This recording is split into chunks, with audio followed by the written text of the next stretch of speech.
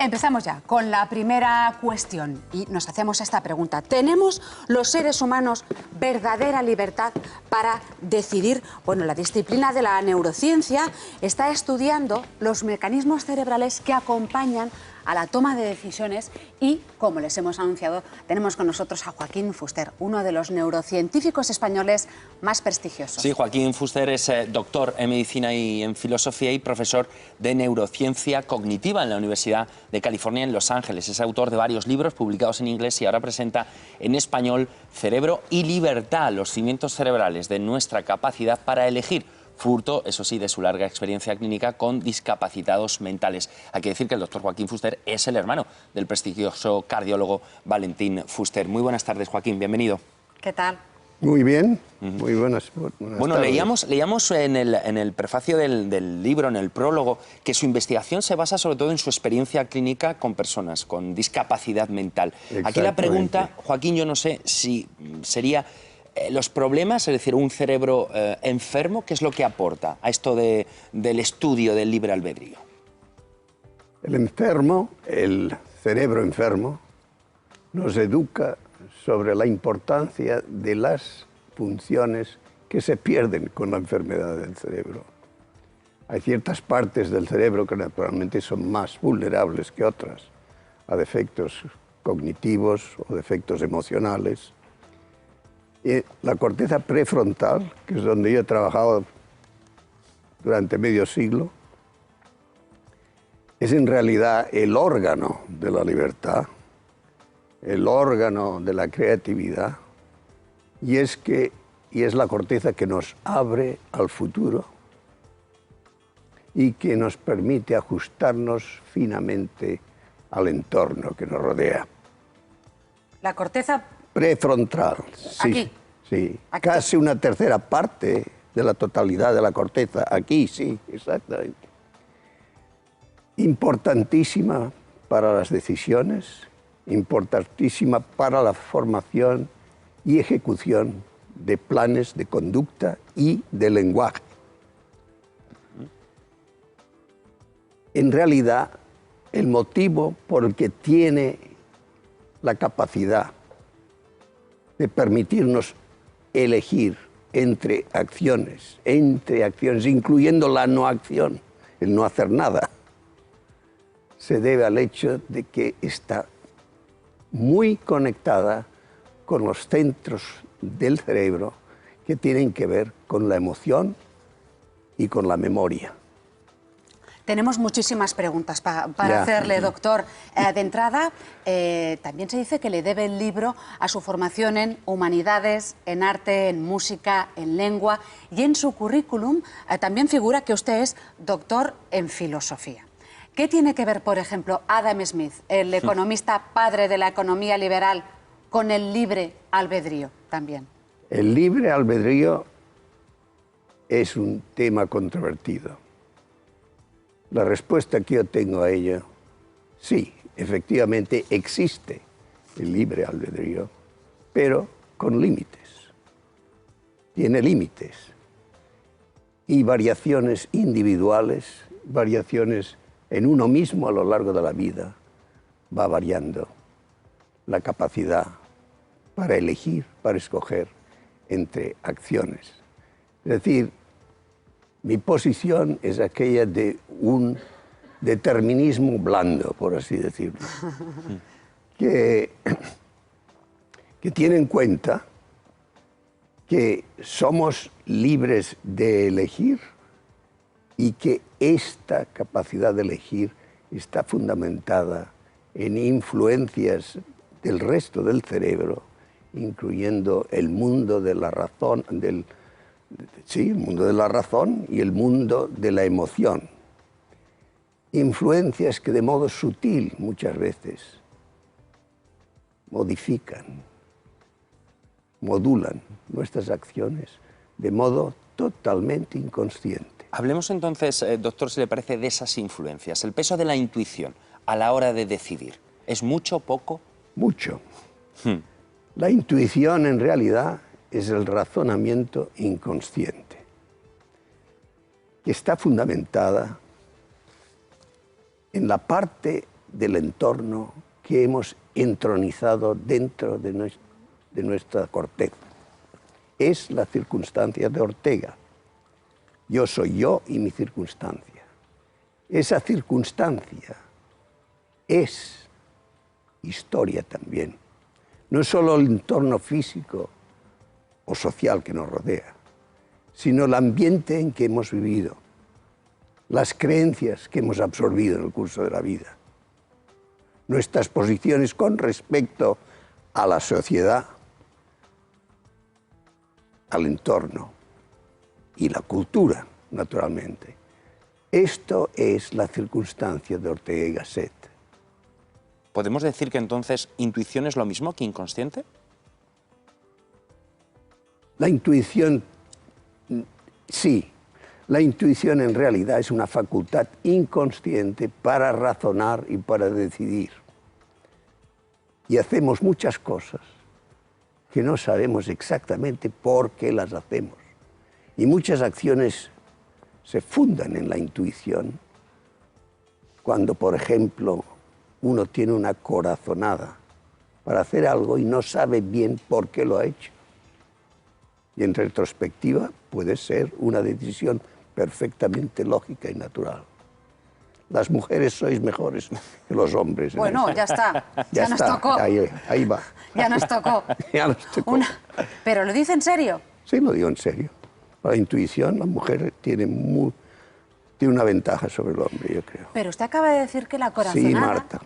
Usted acaba de decir que la corazonada tiene una parte racional. Sí. Que hay que interiorizar y fiarse de ella. Sí. Entonces, de nuestra capacidad de decidir, ¿qué le queda a la razón, a la sangre fría, a todo el proceso lógico? Muchísimo, muchísimo queda. Mucho más de lo que tú piensas. Pero no es porque en realidad 50-50, ¿no es 50-50? No. En unos casos es 50-50, en otros no lo es. Sabemos mucho más que lo que creemos que sabemos. Mucho más. Y esto es lo que pesa más o menos en nuestras decisiones, que tienen en cuenta no solo las circunstancias actuales, reales, en que nos encontramos, sino la circunstancia en que hemos vivido. Nuestra cultura, nuestra experiencia vital, nuestra razón vital de Ortega, razón vital. Doctor, ¿y qué pasa con esa parte animal que tenemos todos por defecto en nuestros genes? ¿Sigue estando muy presente? Claro que sí, claro que sí. Es una de las influencias más importantes en nuestro vivir y en nuestras acciones, y en nuestro planeamiento, a veces de modo inconsciente también. Pero las funciones primarias, los instintos primarios, las inclinaciones incluso instintivas, dictan mucho de lo que hacemos, que puede ser que lo revistamos. Hablando de revestir, ¿qué pinta entonces la estética? ¿O hasta qué punto condiciona la estética ese ADN animal que tenemos? La estética, en realidad, traduce en forma placentera, artística, aquel mundo animal. Por lo que mucha del arte moderno y del arte no tan moderno está influido por elementos inconscientes y emotivos. Ahora, doctor, que habla del arte, la creatividad, ¿también tiene peso a la hora de tomar las decisiones? La creatividad es efectivamente una de las funciones más importantes de la corteza cerebral y sobre todo de la corteza prefrontal, porque está ligada a la imaginación. Y la imaginación se basa en el futuro, pero hace algo nuevo.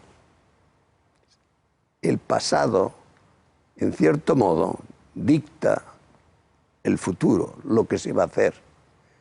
Y entre ello está el crear lo nuevo, el discurso nuevo, la conducta nueva, el plan nuevo. Para todo esto, la corteza prefrontal es fundamental. que es la última en desarrollarse en la evolución y en el desarrollo del individuo. ¿Hay una memoria evolutiva colectiva? Sí. Hablando de memorias. ¿Y en qué punto diría que se encuentra ahora esa memoria colectiva? Es lo que yo llamo memoria filética o filogenética. Es la memoria que la especie ha adquirido en su relación con el mundo. Es la más básica de todas. En realidad incluye los órganos de los sentidos, que se utilizan para adaptarse a las circunstancias en que se encuentra el individuo. Y allí, en esta memoria filética, existen ciertos elementos de nuestra actitud ante el mundo, de nuestra Weltanschauung, como dicen los alemanes, que son fundamentales, que tienen un origen evolutivo y que forman parte de la ética, de la conducta personal. Entre ellos está, en primer lugar, la confianza en el otro, que nace cuando nace el niño y que deposita en la madre y que luego transfiere a otros seres humanos. La confianza que es fundamental en la vida, en todo, los negocios, en la ciencia, en las profesiones, en la política. Nada peor puede ocurrirle a un político que el perder la confianza del público que le ha elegido. Pensaba que iba a decir que perder la memoria, porque Es como memoria colectiva parece, hay muchas veces que se hace esa reflexión, es que no aprendemos, es que vuelven los conflictos, ¿no? La historia se repite. Efectivamente, en cierto modo puede decirse de que se pierde esta memoria de vez en cuando, en ciertas circunstancias. Otro elemento de esa memoria es la afiliación, que quiere decir la conciencia de pertenecer al grupo, el grupo que sea, el partido político, la familia, primero que nada, naturalmente. ¿Y aquí qué pesaría más, doctor? ¿El gen egoísta o el gen altruista? Siempre se ha dicho que el ser humano es muy generoso. Esto es difícil. Ambos. Y en unas personas, una más que el otro. Quiero decir, con mucha variedad entre personas. Y primo hermano de esto es, naturalmente, el altruismo, el buen samaritano, el hacer bien a los otros. Y fijaros que muchas de estas virtudes son paralelas y sinérgicas con las virtudes de la moral religiosa, paralelas y sinérgicas. Bueno, usted distingue, es que le quería preguntar, sigue. Usted distingue entre decisiones cotidianas, decisiones trascendentes como el matrimonio, la profesión, la emigración, la maternidad, y dice que ejercemos más libertad de decisión en estas últimas. Sí. ¿Cómo funciona eso? Es una capacidad de decisión que se desarrolla en el curso de la vida en función de la madurez y la maduración de la corteza prefrontal. El niño no puede esperar, lo quiere todo ahora, aquí. El adolescente y el adulto pueden esperar. Es lo que decimos o llamamos el descuento por demora, que quiere decir que un objeto o un objetivo pierde valor si hay que esperar por él. Esto es, hay toda una industria, la industria financiera, que vive de esto. Ahí es nada, ahí es nada. Pues Joaquín Fuster, le tenemos que despedir. Muchísimas gracias por la visita y por traernos un ejemplar, por esta lección magistral que nos ha ofrecido. Un placer, Gracias. asegúrate.